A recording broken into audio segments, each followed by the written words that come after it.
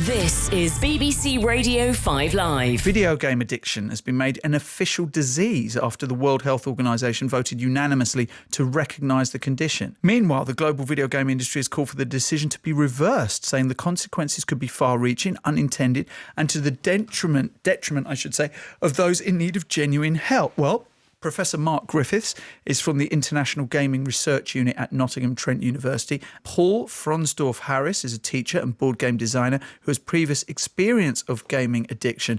We have Andy Robertson, who runs Family Gaming TV and Ask About Games, which is a channel funded by the gaming industry to help support parents of young gamers. He's also written the book Taming Gaming.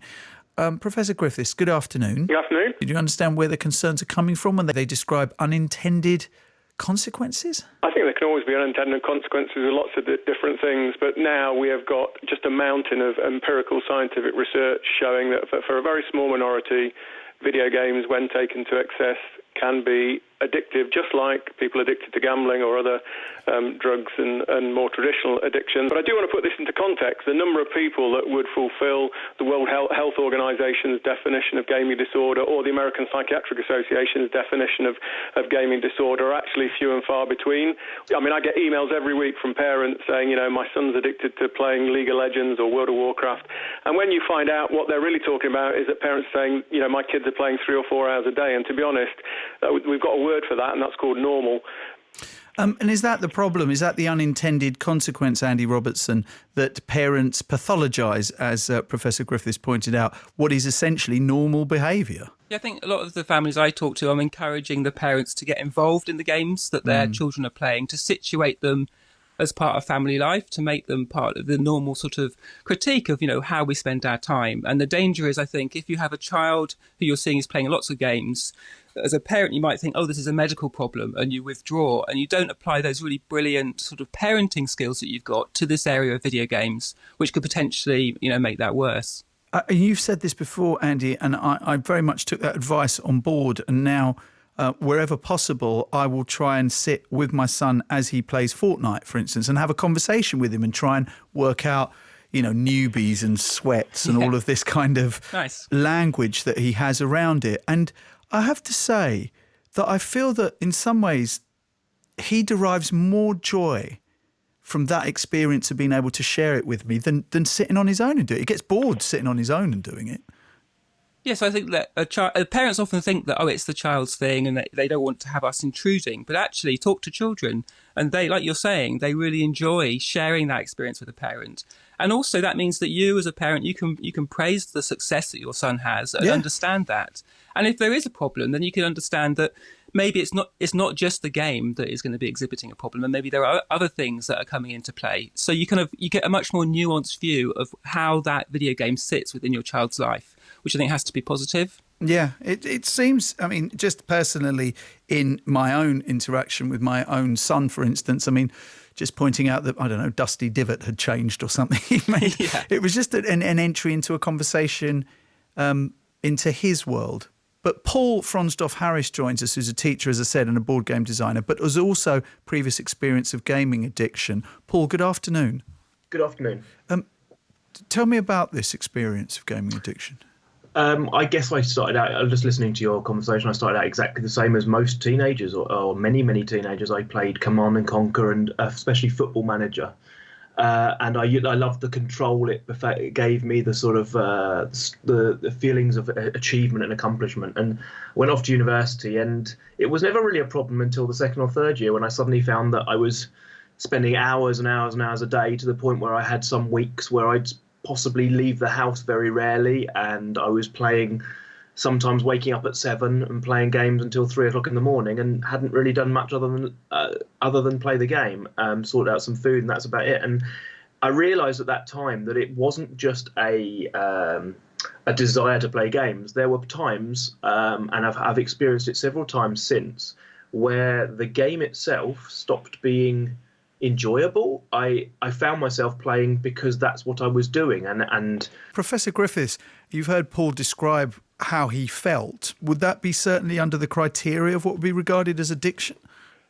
Probably not by my definition of addiction. I think what Paul just described was certainly problematic gaming.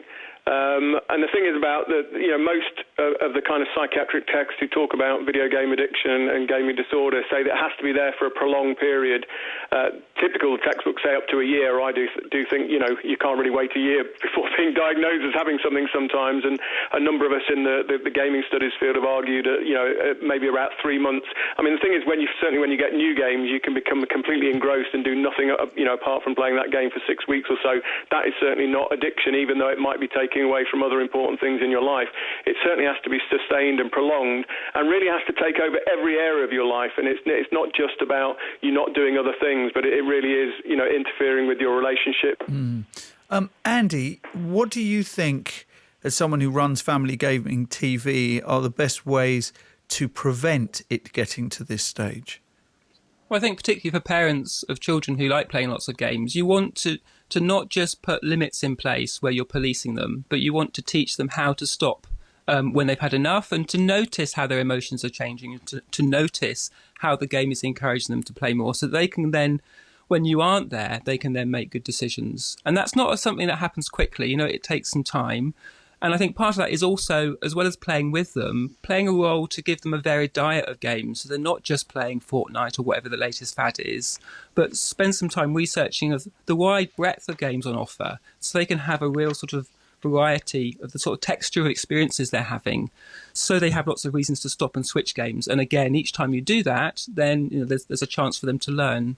Professor Griffiths, I know that your research has looked into addiction, but what about the warning signs and then interventions that can be made to stop it getting to the stage where it becomes an addiction? Well, given the fact that most of the focus now is on online gaming, I think, the industry now, gambling industry, they know every click and keystroke that anybody does. They know exactly how long you are spending on particular types of games. And exactly the same thing can be done with the computer game industry as well. And like you say, having little pop-ups saying, you've now played for 3 hours and giving people personalised information about their play, having what we call temporary self-exclusion, so you can actually block yourself playing for a day or for a week or for a month, depending on your circumstances. There are lots of things. It has to work in lots of different ways. Obviously, within schools, in terms of the outreach work I do, I used to do a lot of kind of gambling, but schools want to know about social media and gaming now. It's actually on their agenda.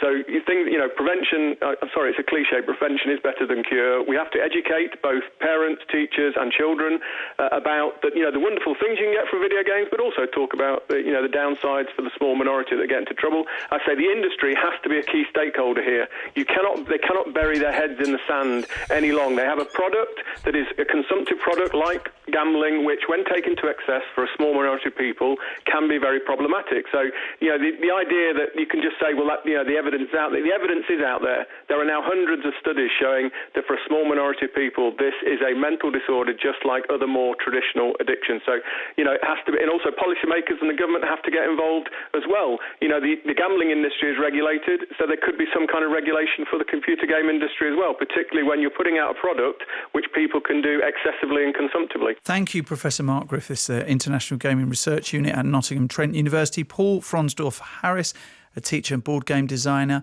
and Andy Robertson, who runs Family Gaming TV and Ask About Games. Right, 31 minutes past 3. Liam Smedley is back with the headlines.